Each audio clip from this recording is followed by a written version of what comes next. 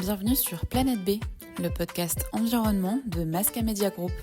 Dans chaque épisode, nous vous résumons en quelques minutes les discussions et décisions clés issues des salles de négociation de la simulation COP Climat.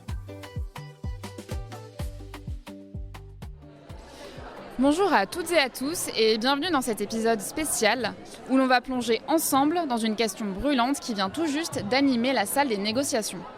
Où en sommes-nous 10 ans après la signature de l'accord de Paris lors de la COP 21. Petit rappel avant d'entrer dans le vif du sujet, l'accord de Paris, c'est ce traité historique adopté en décembre 2015 par 196 pays. Son ambition ?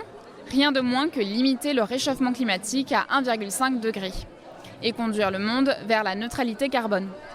Tous les pays, riches, émergents ou en développement, se sont engagés à réduire leurs émissions de gaz à effet de serre et à s'adapter aux conséquences déjà bien visibles du changement climatique.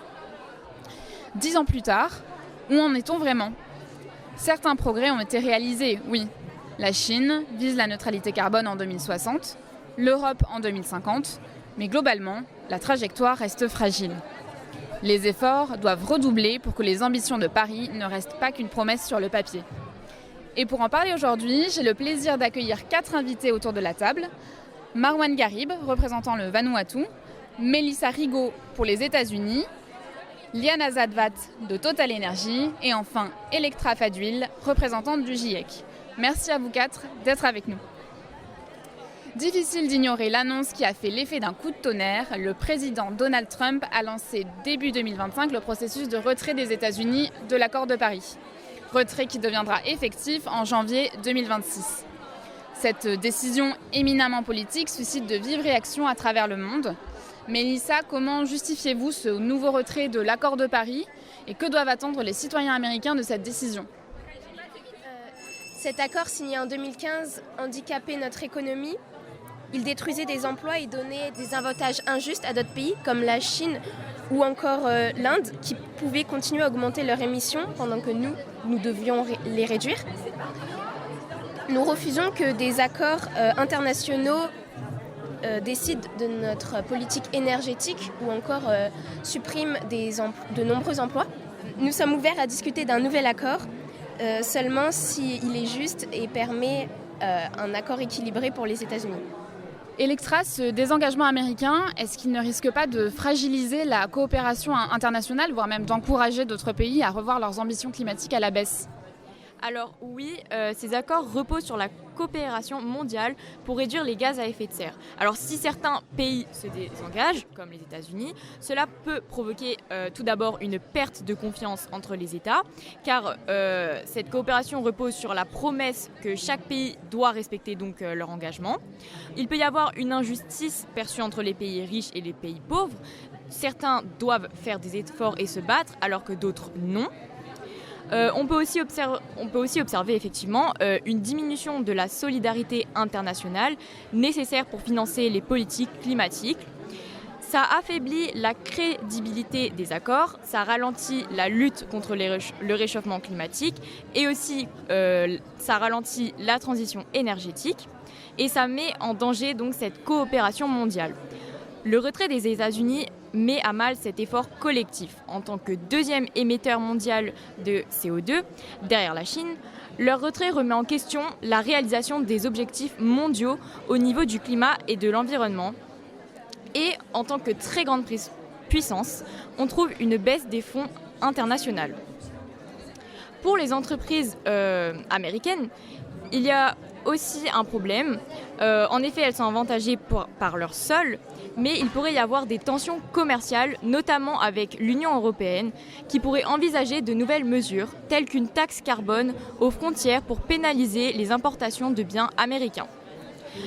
Donc oui, le retrait des États-Unis pourrait donc fragiliser les relations internationales. Merci beaucoup. Maintenant, petite question du côté du Vanuatu, qui est un pays en première ligne face à la montée des eaux.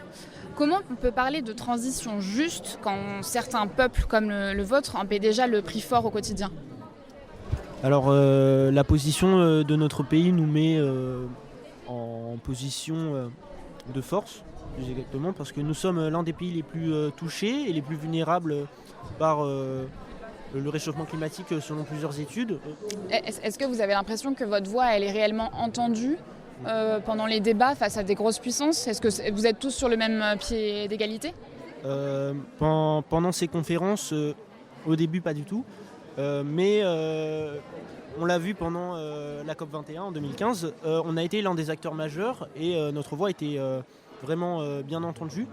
On est l'un des pays les plus engagés dans la lutte contre le réchauffement climatique, malgré notre taille minime et notre influence sur l'économie mondiale qui est vraiment petite. Et côté Total Energy, malgré ce climat politique tendu, quelles sont selon vous les pistes concrètes pour maintenir le cap vers la neutralité carbone mondiale ? Alors, je pense qu'il faudrait quand même tout de même respecter ces accords de Paris parce que nous le savons, aujourd'hui, les accords de Paris restent la référence en termes de lutte contre le réchauffement climatique. Par exemple, Total Energy s'est complètement engagé dans le respect de ces accords car nous avons l'objectif d'atteindre la neutralité carbone vers 2050 normalement. Concrètement, pour une entreprise comme la nôtre, cela signifierait de réduire les émissions liées à nos opérations, mais aussi d'accompagner la transition énergétique des énergies renouvelables qui sont beaucoup moins polluantes qu'une énergie comme le charbon. Mais par ailleurs, il ne faut pas oublier que la demande en énergie fossile reste très forte pour le moment et qu'on peut comprendre tous les États qui refusent d'investir dans les énergies renouvelables qui sont beaucoup trop coûteuses pour des pays peu développés.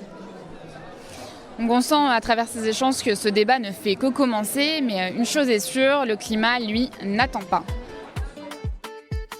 Merci à toutes et à tous pour votre écoute. On se retrouve très bientôt pour un prochain épisode de Planète B, toujours en direct du salon Ambition Climat. À très vite.